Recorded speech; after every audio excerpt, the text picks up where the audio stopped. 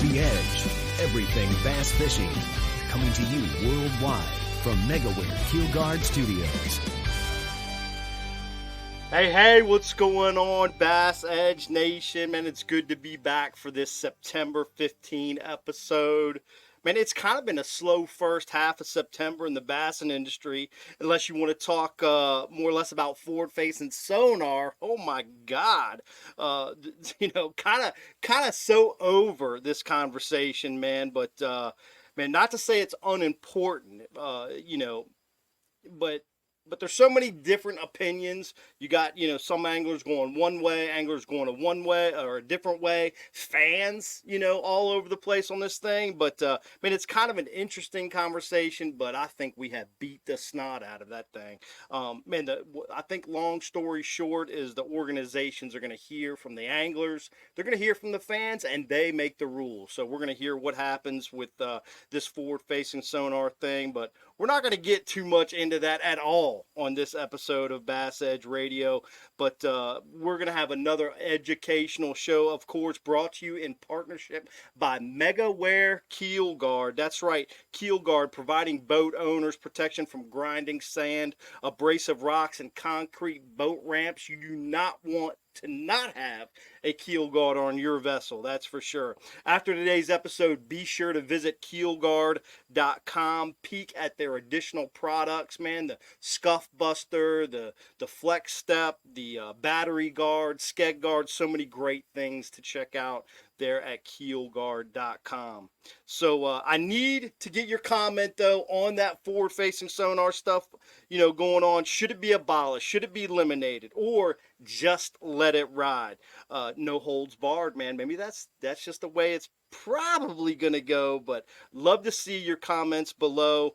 The best medium, I guess, that I've heard through all the conversations that's been going on is maybe limit the number of screens or in inches. Let's say like you get 48 inches of units on your boat. That'd be like 4 12-inch units, limited to 2 forward-facing sonars or something like that. But man, I don't know. Like I said above, the organization's going to have the final decisions, and they've heard it all. So they're going to process it. We'll see what happens in the next several months before the 2024 season kicks off. But man, going on today, first day of Watts Bar, be riding into the second day as you're watching this episode. But man, it looks like there's a few anglers in the top 10 of that EQ that are doing pretty well, off to a good start based on the Bass track. This is the Bassmaster Open EQ stop number 7 of 9. So after this tournament, obviously there's only going to be 2 events left for 9 anglers, I believe it is, to pop that 2024 Elite Series rookie class from the BASS Opens. You got a few MLF Toyota events, kicking off later this month. You've got the Northern Division Toyota Series on the Potomac River. That's going to wrap up that division. Then really soon after that, toward the end of September, you've got the Lake of the Ozarks Toyota MLF, and that's going to wrap up the Plains Division.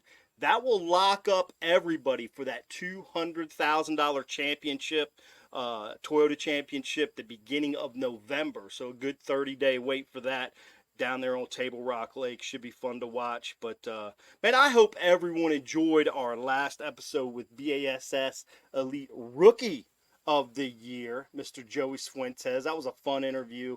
He had a lot of cool things to say. And, man, this episode, we're excited to dive right into our feature angler spotlight. An angler we've had here on Bass Edge before. It's been a few years, but I gotta say, I had a little premonition on this guy back in the day, watching his YouTube, he rolled through the Opens right quick before he started his Elite Series career in 2020.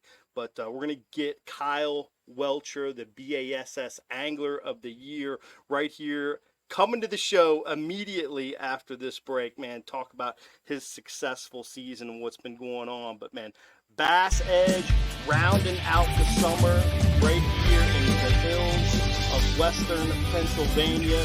Y'all stay tuned. It won't be just another half a second or two. We're going to have Mr. Kyle Welcher right here on the program. Stay tuned. Don't go away.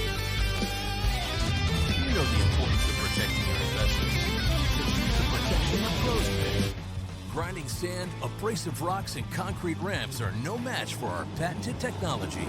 The MegaWare Keel Guard is made tough and made to stick. Install it yourself in less than an hour, providing the most dependable, most trusted protection for your boat, guaranteed for life. Insist on the original Keel Guard the pros have picked for 25 years. MegaWare Keel Guard.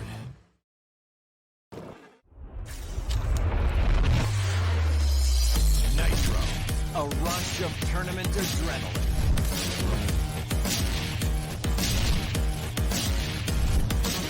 Nitro, the choice of champion, where performance meets play. Nitro, a big water beast, a pure fishing machine. Nitro, release the champion within. What's up? What's up? We're back. And we got the man. You can see him right there offline, dude. Welcome back to Bass Edge. We're set with our feature angler spotlight. The Bassmaster Angler of the Year 2023. I see that smile on your face, Kyle. Looks good, brother. AOI's looking good on that face. Yeah, it has not got old yet hearing people say it and kind of introduce me that way. And, Mercer, phenomenal MC, he'll be introducing me that way for hopefully years to come. So, it has not gotten old yet, that's for sure.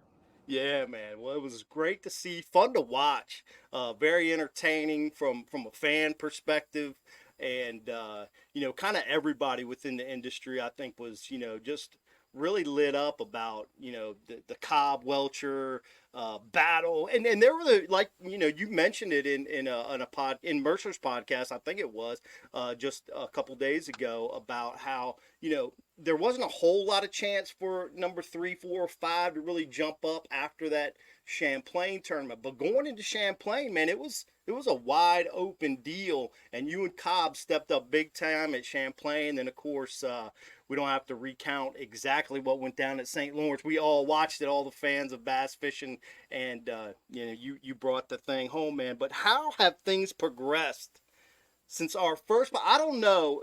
Now you got to tell me if I'm right or wrong. We had you on in January of 2020. I believe you had fished an Open in 2013, somewhere in Alabama. And Yep. then you jumped into the 2019 Opens, and it was a 4-event series. You rolled right through it. You had one, mediocre event, but dude, qualified for the Elite Series.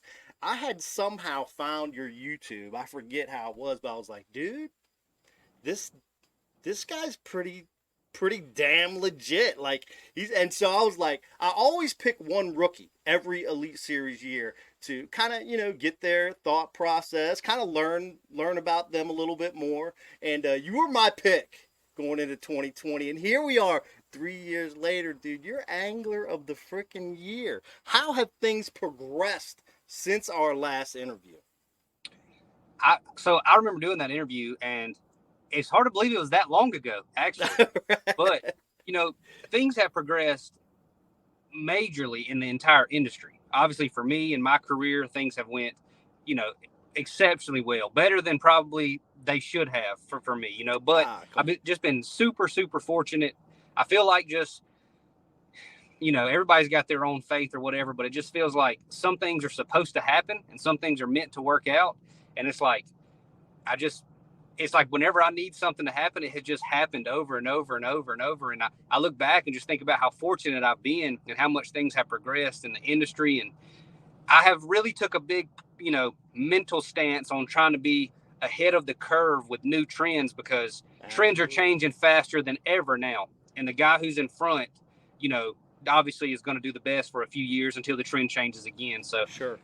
All that stuff is changing so fast in the industry. And now me having to, getting to actually design baits and help with rods and reels, like that's the cool stuff that I like. And that's what I'm the most proud of, is I've had enough success to where a lot of these companies want some input now, and that's the most fun part of the whole deal. That is very cool, very cool. And it breeds even more confidence, right? I remember that, you were, I don't say early in the YouTube deal, but man, from a guy from your perspective, you were essentially an excellent weekend angler, right, before 2019, and you knew you had a shot to do some things. I think you were more in the card deal a little bit prior to that. Yeah. But and it's been why I talked about. Kyle's a poker player, so he doesn't play as much as he did previously. He's more of a bass angler now, which is fun for us. So it's Right. cool to watch. But you jumped into that YouTube pretty early, putting out some great content. I remember you were up at Chickamauga during that Yep. time and meet a lot of the anglers that had really kind of territorized themselves in that zone. You had that Gunnersville crew, and then all of a sudden Chickamauga went off, and then you started getting this Chickamauga crew, and you really became a part of that community. Yeah, no, it was super cool to live there for a while because every lake, like you said, they have one group. They got kind of a clique. It's kind of hard to infiltrate those cliques, a little bit, but people start to respect you a little bit more whenever you have success, and that's one of the weird things about fishing. Whenever you start to have success, it's like good fishermen will start to tell you stuff. Like they'll start to expose like some of their secrets to you whenever you're good. But if you're not and you haven't had the results, they won't give you anything. They won't give you a crumb. And it's kind of weird the way that the industry works like that. But that was definitely true. I was kind of late to Chickamauga as far as whenever it was the boom and they were catching all those like teen fish, like the 13, 14, 15 pounders. I was a little late to that, but it was still phenomenal fishery. Big local tournaments, a really good tournament scene. And it was awesome for me to be able to go to a lake because I wasn't from there and I lived there for like a year and a half. Right. And just kind of see how different it is and put multiple days, in a row on a body of water that's I'm not used to. And you can kind of get an idea of fish behaviors and fish, their habits day after day after day and see how the conditions change them. And that's one of the things that I think has benefited me a lot is I've got to fish a lot of different lakes. Right. Multiple days in a row. And that makes you a really good condition fisherman because you see how fast it can change and how different they act from day to day or even hour to hour. Yeah, that's we're going to tap into that a little bit too, but there's been a lot said. Let's kind of go into this winning the AOY real quick. It seems so natural for the angler that wins that is very consistent, right? I mean, that's kind of what it's all about. But, and that's what it takes to be in that contention for Angler of the Year. But really nobody talks about what's the key to consistency. Is it that, a guy's always going for, the win per se? Obviously you're always trying to catch the best 5 you can catch. I mean, that's right. The freaking name of the game. But there is some days when you see more risk or less risk depending on what you've seen through a practice period. What is it for Kyle Welcher that has brought this consistency? Because we're going to get a little bit into your record too, man. It's been really dang good since you started. So is that something where you're analyzing things a little bit more effectively? I don't know if it's that. I have a certain style. And everyone has a certain style. And I learned early on in bass fishing tournaments that your tournament day revolves around flurries. Like basically there's usually a morning bite. You catch 2 or 3 of the fish you weigh in usually in the first couple hours of a day. And then it's natural for there to be some type of a lull in the middle of the day from like that 9 o'clock to 11:30 mark. I've always struggled in that time frame. And then I can usually catch them late in the day. So I've really spent a lot of time thinking and game planning around how to stay productive and not have those lulls. Because a couple flurries is how you have a good tournament. You catch 2 or 3 good ones, then later in the day catch 2 or 3 good ones, and you have a good bag. Right. But day in and day out, being able to stay productive for 8 hours, and you're not always going to be catching a fish every 10 minutes or 15 minutes, but to stay productive and in good water and giving yourself a high expected value of catching a fish. That's kind of how I like to game plan my days around the adjustments that I like to make on a tournament day, because having those lulls is what really gets you. Whenever you only have 2 or 3 productive hours of fishing and you're fishing against somebody that had 6 or 7, the odds are just not in your favor. So I've really tried to game plan around how to stay productive in those lulls, whether it be fishing current, maximizing the shade bite, making sure you've got a couple of spawning fish around tournaments. If you've got a way to catch some pre-spawners early, and then I've got some spawning fish in the backup. So when it's 10 to 10:30 and I know that I'm in that lull, I can just go pick off a couple of 2 3/4 males. And those may not seem like big fish at the time, but at the end of the day, you were able to stay productive during that lull. And I've just kind of game planned around staying productive for the entire 8 hours. And that's you're a tournament angler too. You know how tough that is to do over an 8 hour period. It's extremely difficult to stay productive. Yeah. Yeah, couldn't agree more. It's a great way to look at that. A little bit different than I think a lot, some other anglers might look at that. They're going to maybe stay in an area where they caught, 2 or 3 good ones quick and Right. just try to hope they're milking through. Seems like you're, one step ahead of that on a, trying to keep that productivity instead of hoping the productivity lasts for you. So very Right. interesting on that. Great tip. Let's see. I was talking a little bit about your consistency throughout. Man, if somebody really digs in your performance, even through your opens in 2019, then you came out the Elite Series bang, top 10 on St. John's. I was patting myself on the back that day. I was like, yeah, I knew this guy was going to catch. But you had a great events all the way through really 2021. Had a great, a very solid AOY finish. But at the end of 2021, even though you had a good AOY, you had 2 tough events. 2 tough events. Those 2 smallmouth tournaments kind of snubbed you.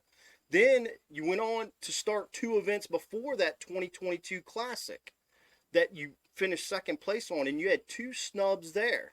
2 Florida events kind of, dug into you a little bit. But really, man, those 4 events between 2021 and 2022 are really your only consistent hiccups.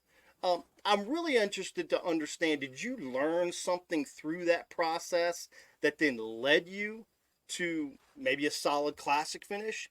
And although you didn't light it on fire the rest of 2022, dude, you didn't have any bombs. Right. I mean, if you don't have the 2 bombs in the beginning of 2022, before that second place Classic, you've got 4 Classics in a row, right? Right. Yeah. So is there something that you picked up through that's kind of led you to where you are today? That's kind of where I'm headed with that. I would say in those 4 tournaments, I kind of relearned some lessons that I already knew. And those are the mistakes that really make you mad and really frustrate you, is whenever you make a mistake that you've made before, but it's almost natural. Whenever you're in a mental sport, you can only keep up because, focus is fluid. Confidence is fluid. These things that make the fishing industry, that's what gives you success in the fishing industry. It's not like whenever you figure out how to have confidence, you have it for 20 years. Right. It's up and down all day, every day. So I kind of relearned some things, I feel like it's necessary to make mistakes because you realize why you do the little things right whenever you make mistakes that really affect you. So I went Champlain whenever I had the first bad tournament. Then I went to St. Lawrence. Champlain, I had some issues that hurt me. That was kind of out of my control. And then it made me go to St. Lawrence. So I went to St. Lawrence, and there was nothing that could happen where I could miss the Classic. I knew I was going to make the Classic, period. So I didn't really have a lot to fish for. And that's not usually my style, is to kind of lay up. And on day 1 of that tournament, I ran 95 miles all the way down to the lake. Right. I caught a good bag on day 1, not a great bag, like 18 pounds, but going out of Waddington, 18 pounds was pretty good. On day 2, I decided to kind of stay in the river and just try to catch enough to get 10 grand. And I never fished like that. I fished like that one time ever, and it bit me in the butt. I knew better than to do it. I should have never done it. It's a mental mistake. It was an obvious decision on paper, is you have to do what you did on day 1 to catch a good bag, and you had a longer day, it would have been good. But I made a mental mistake going into Florida. Got just enough good bites in practice to really make me want to force something. And that's not my style either. I'm a run and gun, jump around type of person, so I forced it. So it was really 3 mental mistake tournaments in a row, even though, they were 6 months apart in the middle of some of them. But it was mental mistakes of lessons that I've learned over and over and over and over. And the good thing about chasing a dream like bass fishing is we're all naturally a little bit hard-headed. So I got to learn them mistakes. It seems like every year or 2, I need to learn that lesson again because for some reason I can't remember. But just that was mental mistakes that I made in those 3 tournaments. But it's easy whenever you're in kind of the middle of a bad run, it's very hard to make perfect decisions because it's natural to second guess things. It's natural to think, like if I go over here, it's too high risk. I don't want to do that. Whenever, normally me, I'm gonna do that if I feel like it's my best shot at doing well. So, when you're in the middle of the slump, it's very hard to get out of it. And those are just lessons that I feel like I had to learn again. And no doubt that made me do better this year is having the tough time last year. And it's like Champlain this year had a really bad day one, and then we had an off day. That's probably the best thing that could have ever happened to me was have that off day. Let me get back in the zone and let me get it back under control. So those kind of things are natural, and it's good to happen as long as you can right the ship and come out better on the other side. Yeah, absolutely, man. From a fan, from my perspective and watching everything went down, to me, not knowing all the details about your entire year, but from what I was able to see, and you watch on live, and you're able to follow people's progression, and man, that day one at Champlain. Dude, you kept it together when a lot was on the line, obviously. I remember it was like 1 o'clock. You had like 15 pounds, 14, 15 pounds. And you came through that day. But the key to that is you didn't, and I think you came through with like what, 16, 17, maybe 16. 16 pounds, which not real good, right? It was a rough day. But man, you turned it around. And that was, to me, from my vision, from what I could see in the world of bass fishing from this computer right here, that was Welcher's AOY right there. He came back on day two, which was the third day of the tournament, had a cancellation, whatever, had 20 pounds, then got even stronger day three, had 21 pounds. Yep. Missed the top 10, I believe, but still, dude, that was fire, dude. What was going on in your head through that process? That was one of those tournaments where I had a pretty solid practice. Not like I'm gonna catch 4-pounders everywhere I stop practice, but I definitely figured out the deal. That everybody else figured out. But I had a couple areas that were sneaky that other people didn't have. And day one, I'm boat number 90, and I get to my spot, and there's a boat on everywhere I want to stop. Like literally every place that I thought, and I hadn't seen no boats in practice. I feel like I'm gonna be able to just milk them and run around everywhere. And there's a boat everywhere I had them. So I pull up on day one, and my practice was just good enough where I felt like 18 or 19 pounds should come pretty easy, which sounds like a lot, but on Champlain, when you're in the right area, 18 pounds is not much. Like catching over 20, very difficult on Champlain. But if you're in the optimal area, 18 pounds is going to happen on Champlain. So I get there, and I just kind of was rushing it. And like my first fish I catch is like almost a 3-pounder.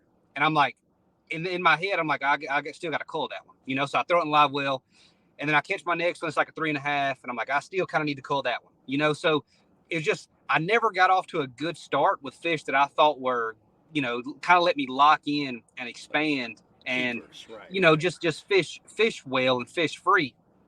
And on day one, I had the bites, and I didn't make the right bait adjustment. And then, so I was throwing these schools of fish, and they're biting everything I'm throwing, but they're not committing to it in a way. You know how smallmouth are. Largemouth have a vacuum in their mouth. When you open it, they suck the bait in. Smallmouth and spots are completely different. They can peck the bait and not get it unless they want it. So I'm throwing a lot of baits to them, and they're biting it, but I'm not hooking them. So during the off day, I made a couple of bait adjustments and went back to my areas and fished just a lot. I got off to a better tempo on day two. So actually on day two, I ran around till like 10 o'clock and didn't hardly catch anything. Then I finally pulled up to a spot and caught like a 4-pounder, and then a 3 3/4, then a 4.5. So now we're being productive with the right size fish. So you don't need 8 hours, to catch 20 pounds. You just need to be around the 3 3/4 pluses, and that's kind of what I found on day two with the right bait, and I ended up catching them. But I really believe exactly what you said. That's the day to turn it around, and that's what made the AOI for me this year. But it was just, I got rushed on day one, couldn't get on a lot of stuff. And after practice, you've got so many spots where you caught them in practice. You got 14, 15 different spots where you think that you got a chance to catch a 4-pounder. Sure. And instead of settling down and saying, okay, the fish are here, how do I make them bite? I just run to the next spot because they'll be biting there. And I get there and they're not really. And I run to the next spot, and then I run to the next spot, and I run to the next spot, and I pick up one here and there. But the whole point of being a pro bass fisherman is practice is about locating the fish. Tournament day is about figuring out how to catch them.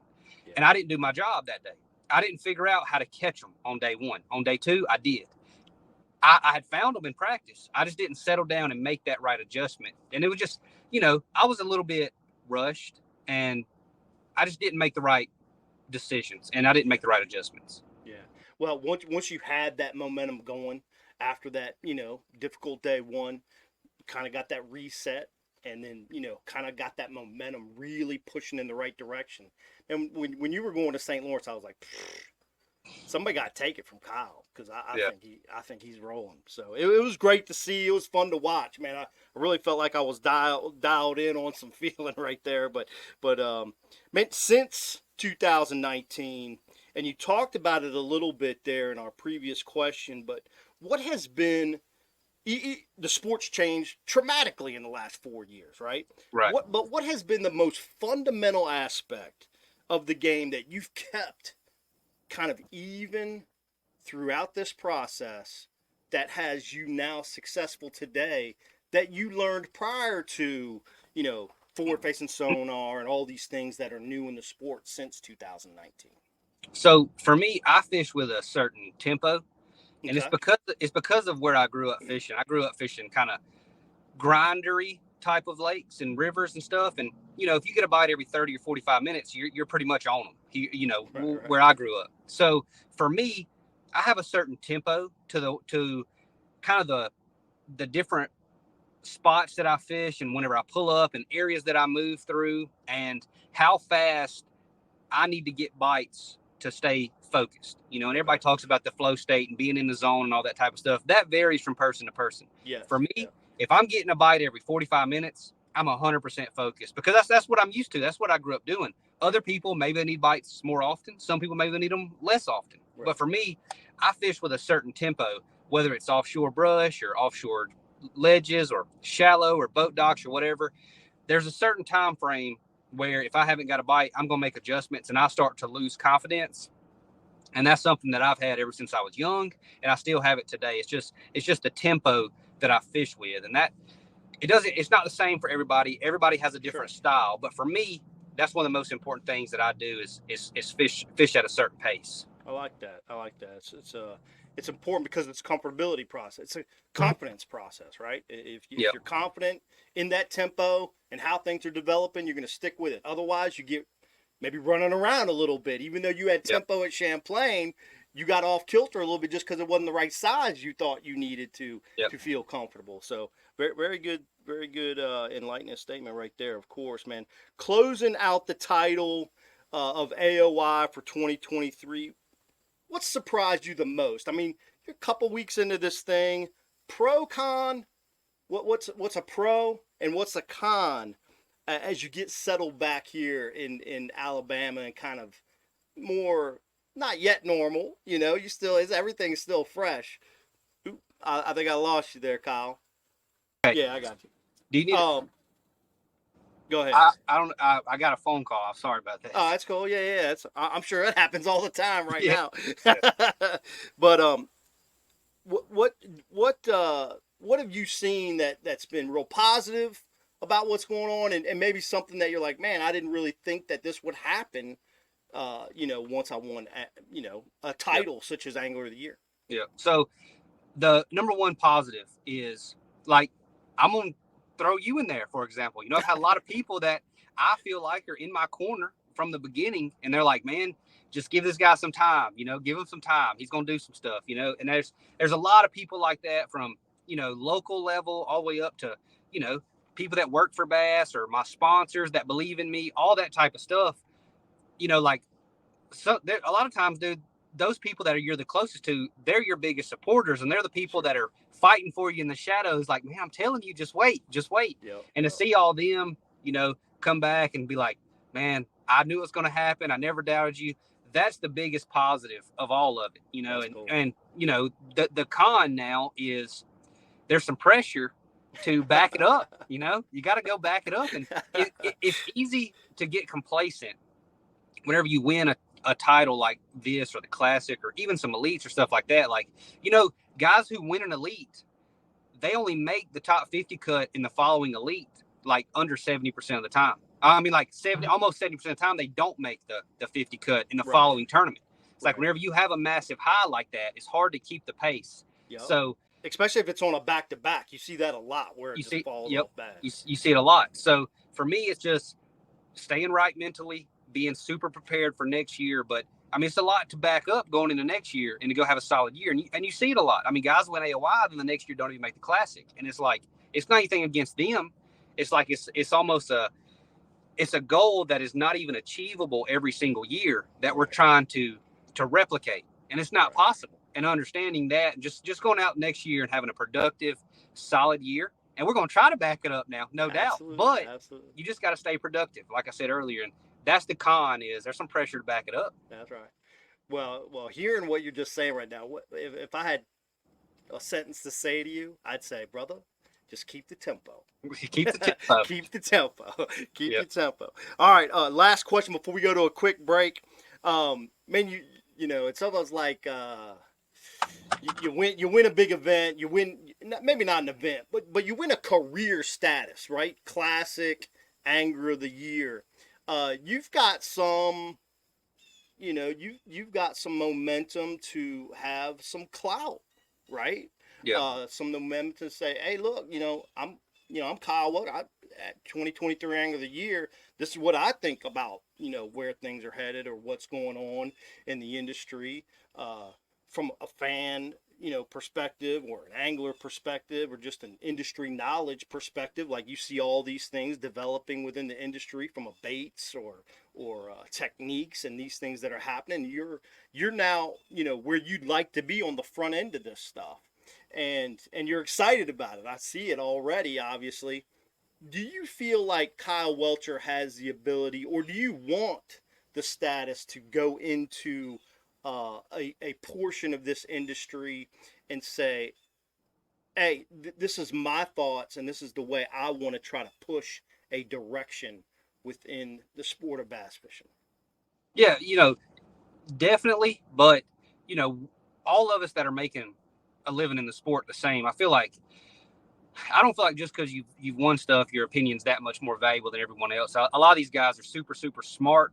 I just feel like, but you might be heard. You might be heard a little bit more than somebody else. Well, and that is true. I mean, that's definitely the case. Guys like Kevin Van Dam, he's won more than anybody. His opinion is going to be valued the highest. Like, it just is. But I've kind of been talkative with a bunch of other anglers and stuff like that, and had my opinions out there before on a lot of issues, and a lot of them aren't even really major issues, just small little things. That's a different way to think about it. But I definitely think that a lot of the anglers should, talk more and get a more of a direction for how we want to see the sport going and conservation going. And like forward facing sonar is a big one. Like, we're all talking about it right now. And, I've always been kind of opinionated. So yeah, I'm definitely willing to, I got one for you. Heard.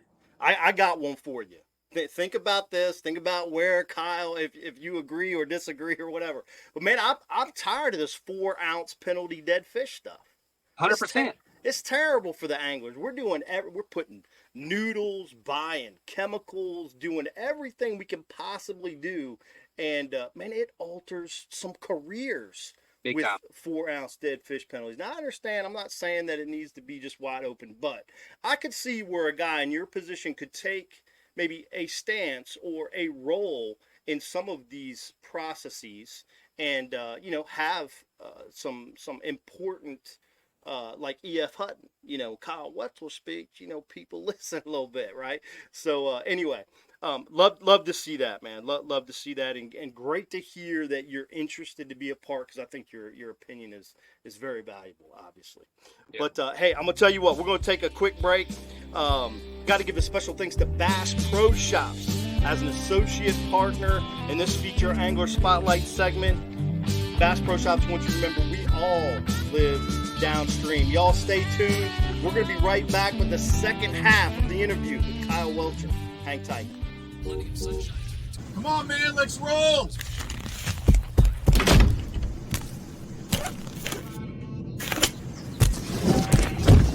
What the? To catch the fish, you need to be one with the fish. With PowerPole shallow water anchors, you'll get the ultimate in precision, power, and control, so you can catch more fish. No face paint or phony fins necessary. Excessive shock and vibration are two leading causes for premature battery failure. Prolong the life of your batteries with the new MegaWare Battery Guard. The Battery Guard sits under your battery and absorbs excessive vibration and bounce, reducing G-shock by up to 80%. Great for boats or anywhere shock and vibration can damage a battery. The Battery Guard can easily be trimmed to fit virtually any custom shape or battery size. Save money by protecting your batteries. Spend more time on the water and less on maintenance. Find yours at megaware.com. All right. Kyle's out there at the boat ramp looking at the water. You see any bait popping out there, dude? Bam, there he is. We can hear you now. Heck yeah. Good. I was seeing you. I know you're at a boat ramp in your truck and you were looking out there. You see any bait fish popping? No, if I did, I'd be backing in right now. I like it. Well, hey, man, look, it's great to be back. Our second half of the interview with BASS Angler of the Year 2023, Mr. Kyle Welcher.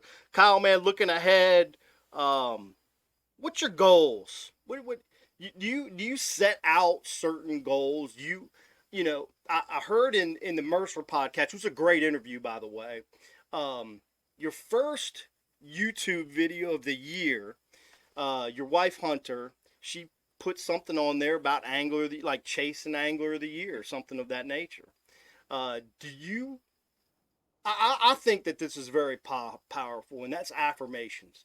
Affirmations very powerful. You hear about these things. I know that being in a lot of the guessing games that you know that we are into with bass fishing or in poker. I mean, if you don't believe, you're going nowhere. I mean, if you don't believe, you're going nowhere. So, what are some of the goals that you're looking to achieve as you continue your career in the sport of bass fishing, and how important do you think affirmations are, like the one that maybe occurred at the beginning of 2023 that concluded in you being the Angler of the Year? You know, it's just more confidence whenever you talk about stuff. You know, like if you say I'm going to go do something, it just gives you more confidence. The problem comes from it when you set too big of goals for yourself and then you don't achieve them. If you get really down, it's almost better not to have those giant goals. But for me, I understand how hard these goals are to accomplish. Like if I didn't win AOI this year, I wasn't going to be heartbroken, like at any point, because these are things that you can't really control every part of it. So for me, it's just a lot of really small consecutive goals, like do the little things right. And that's why, like, when I won AOI, I said on stage that I felt like I was closer to winning Angler of the Year than a regular tournament. And the reason for that is I've always felt like I was consistent at the fundamentals and doing little things right and just not having terrible days very often. But it also seems like I don't have those giant days very often. You know, it's so hard to have those just monstrous days back to back to back to back and win a tournament.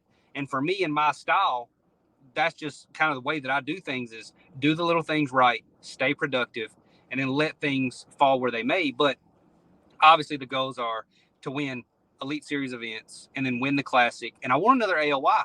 Now, all that does not have to happen next year. If it takes 10 years, that's fine. If it takes 2 years, that's fine. I'm just going to continue to work towards it as hard as I possibly can and thread the needle and do the little things right. You know, like that's my goals, is to just do the little things right over and over and over and over and improve. You know, like we can all improve a lot. Yeah. And that's the goal. That's the goal for the foreseeable future. All right, I asked this question actually last episode. We had a Rookie of the Year, Joey Fuentes, on, and man, I love to get everybody's perspective on this, but I really want to hear your thoughts and your take that are the three most important aspects for a young or middle-aged angler that's working to just improve bass fishing, improve his performance. We all love to do well. That's when we're most happy. That's when it makes us the hard work feel good, right? I mean, when you do well. What are the three most important aspects, in your opinion, for an angler today has to focus on to be the best bass angler that they can potentially become? Yeah. So if you're, you know, it's going to alter a little bit if you're trying to fish local or if you're trying to make it as a professional. But the number one has to be to embrace your identity as a fisherman. Like, you can't just like watch a video of Denny Brower and say, I'm going to go flip a jig in every tournament for the rest of my life. It's like, it takes a different like mentality for every single person is going to be a little bit different. So you have to embrace what you're good at and what keeps you engaged and keeps you having fun fishing. And then number two is, if you want to try to make it, you have to put blinders on, period. You can't listen to the chatter. You can't listen to people on YouTube talk about how there's no money in the sport and all this type of stuff and how hard it is to make it. And you're up against the odds if you don't have forward facing sonar. You literally have to put the blinders on and say, I believe, and this is my dream. I'm going to do everything I can to achieve it. And that's what I did. You know, I mean, that's what you just have to do. Like, that's the guys who make it. The commitment level has to be 100%, and you just got to have the blinders on. And then number three would be, I mean, it's just got to be, as far as fishing goes, is fish the moment, fish the day. Like, that's the biggest thing. I see a lot of people that are, I would say, good fishermen, but can't correlate their skill set into tournament results. It comes from not fishing the moment and kind of getting locked into what was happening in practice. Or, you know, the average angler, sometimes they have to practice 2 weeks ago. You know, they have to practice the weekend before their tournament because they have to work, you know, and what they were biting 7 days before, I mean, what they're biting at 6 o'clock in the morning sometimes is not the same as what they're biting at 8 o'clock in the morning, you know? So you just can't get locked into practice. Like, you just have to fish the moment. So those three things to me are very important concepts to be successful in fishing. Very good. Very good tips. All right. Man, that Elite Series schedule popped out.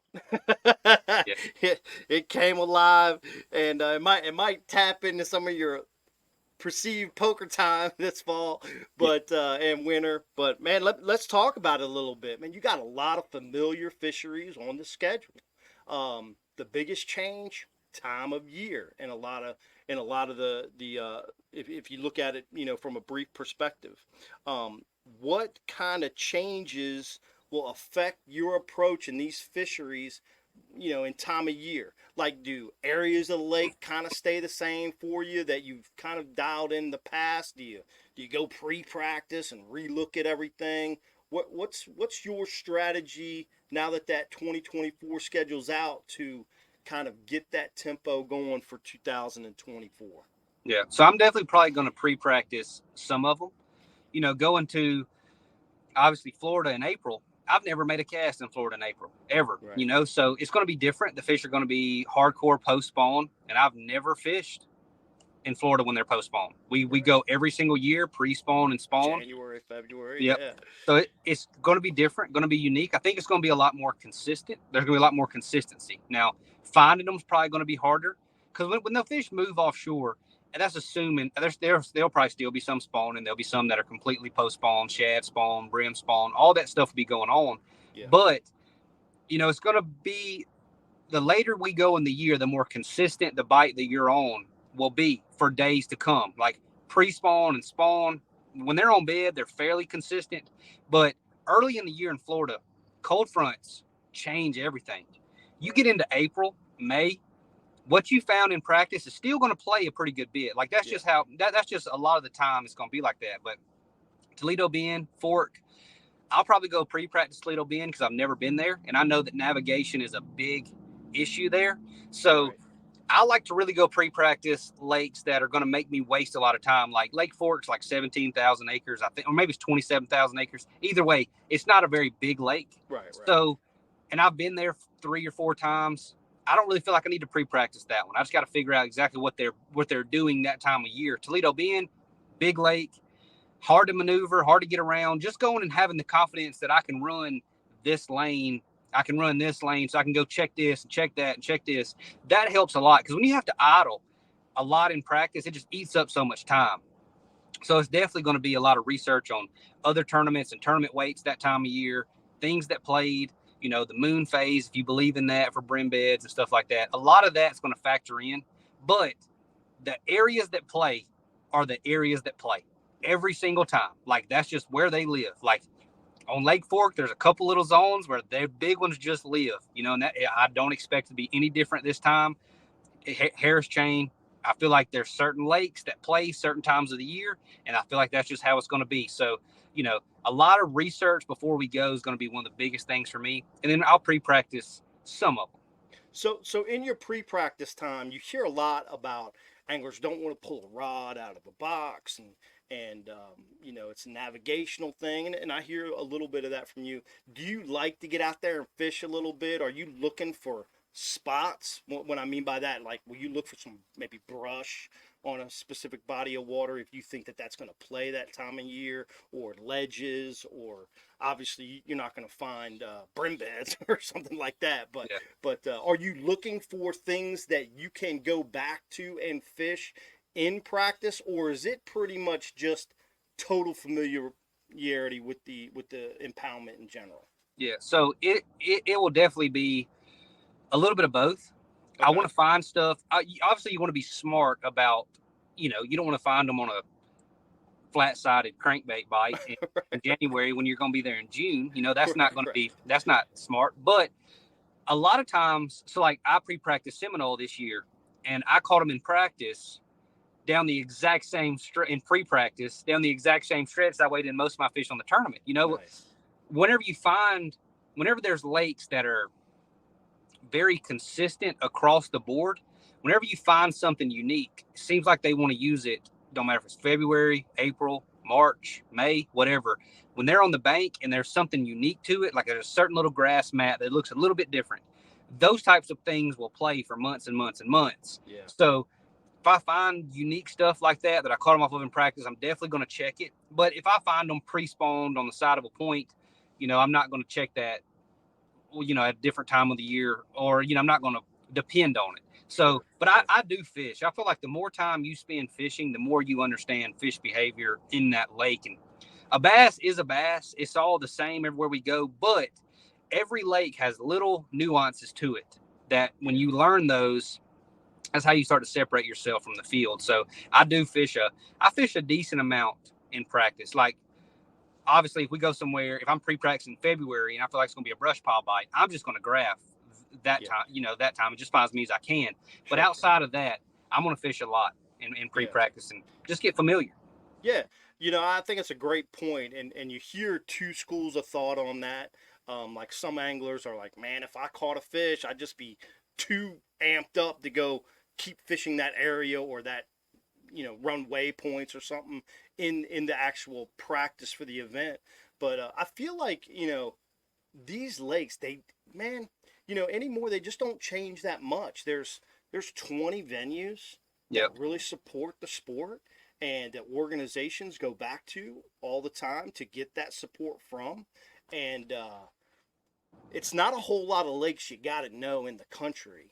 So if you can get to know them better and better and better every year you're on tour, and spend pre-practice time and just get more intimate with those lakes. It's not like you're living on them and fishing them every day. You talk about a home body of water advantage. It's a little bit different. But when you're just going there for a week or so, you can learn a lot that really helps play. And I like to hear that, because I think that a lot of times when you hear, well, I'm just going to go idle and not fish, and then other anglers try to emulate somebody, and they're not doing their own dang thing.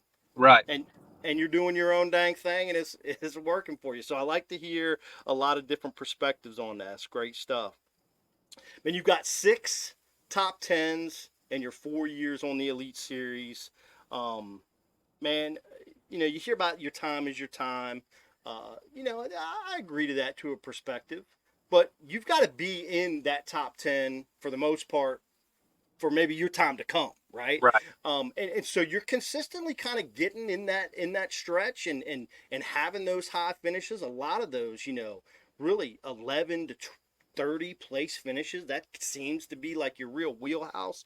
Do you feel like now that you've hit this AOY trophy and you've been this consistent guy, and you even speak to, you felt like you were in a better chance to win an AOY than in an event. Yeah. Will this change anything of your approach to try and tap an event win when it gets close? Maybe not, before the tournament starts, but when you kind of see a door open, do you feel like now you're in a better spot to maybe make it your time?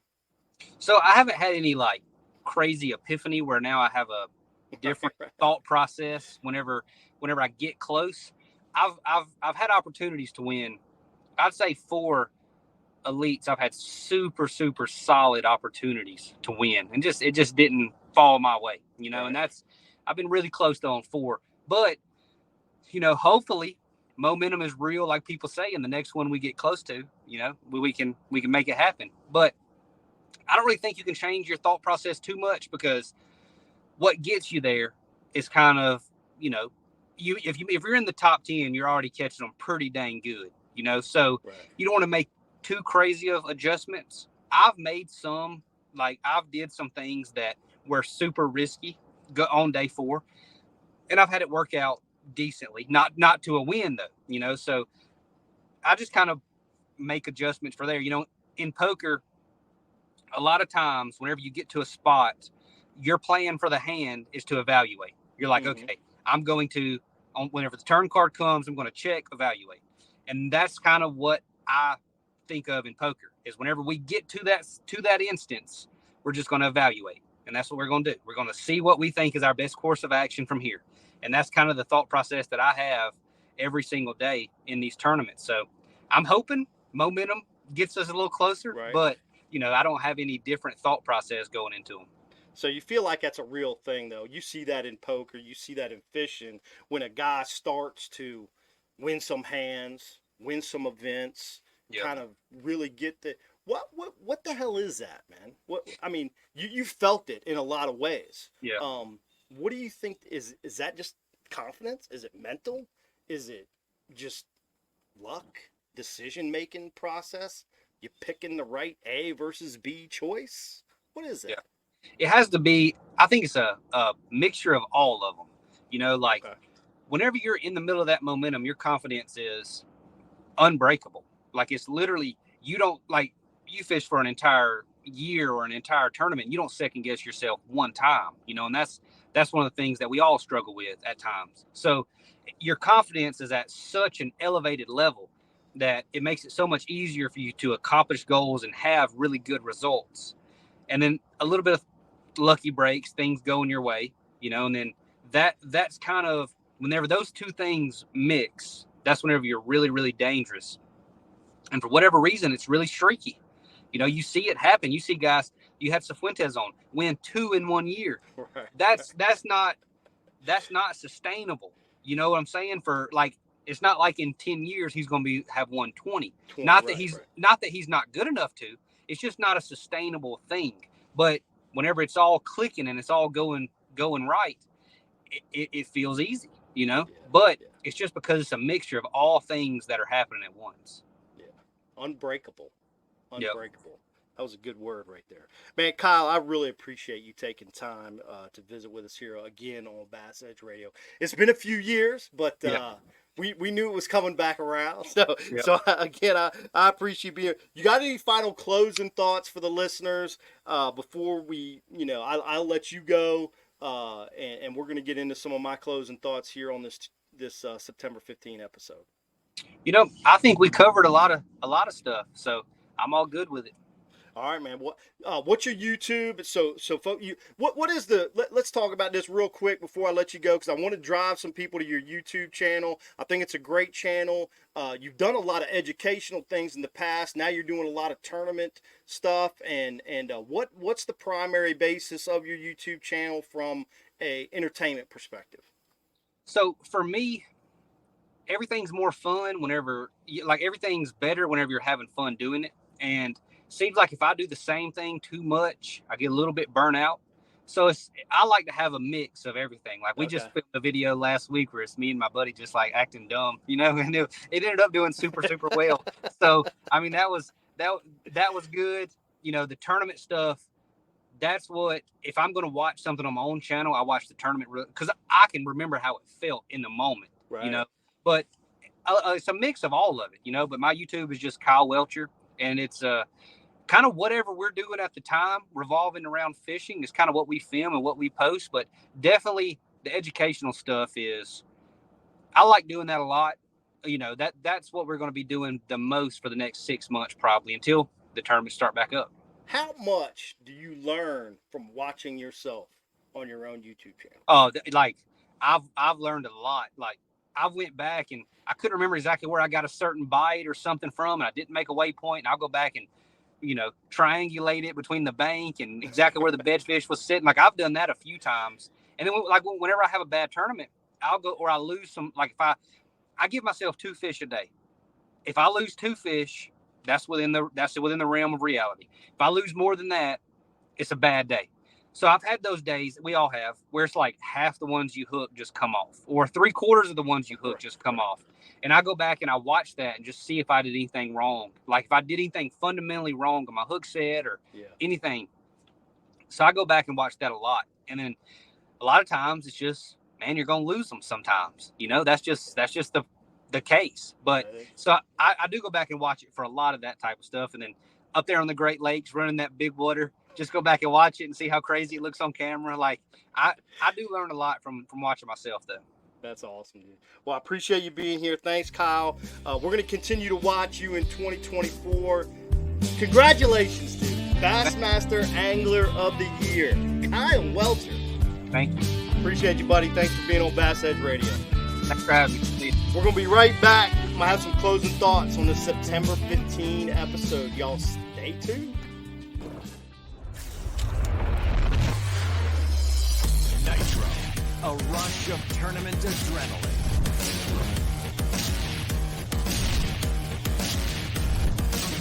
Nitro, the choice of champion, where performance meets play. Nitro, a big water beast, a pure fishing machine. Nitro, release the champion within.